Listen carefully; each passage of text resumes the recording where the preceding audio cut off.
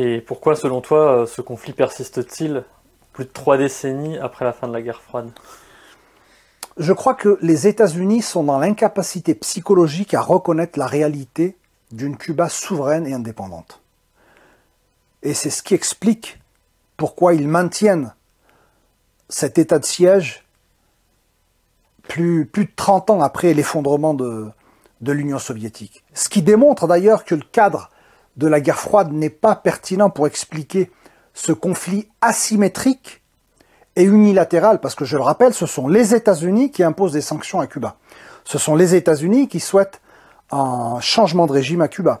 Ce sont les États-Unis qui occupent illégalement une partie du territoire souverain de Cuba. Ce sont les États-Unis qui mènent une campagne politique, médiatique, diplomatique, internationale de discrédit contre Cuba.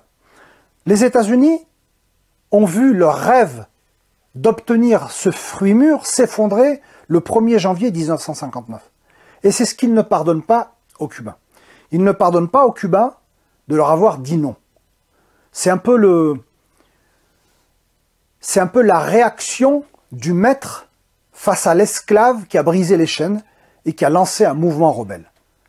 Le but, c'est d'en faire un exemple et de sanctionner le plus durement possible les Cubains pour montrer aux autres pays qui seraient attirés par, pas tant pour copier le modèle cubain, mais pour reprendre en main leurs ressources naturelles et décider de leur propre sort, qu'ils devraient faire face à des sanctions impitoyables de la part des États-Unis. Ça n'a rien à voir avec ni la démocratie, ni les droits de l'homme, ni le parti unique. La réalité, c'est l'incapacité des États-Unis à accepter la réalité d'une Cuba souveraine et indépendante.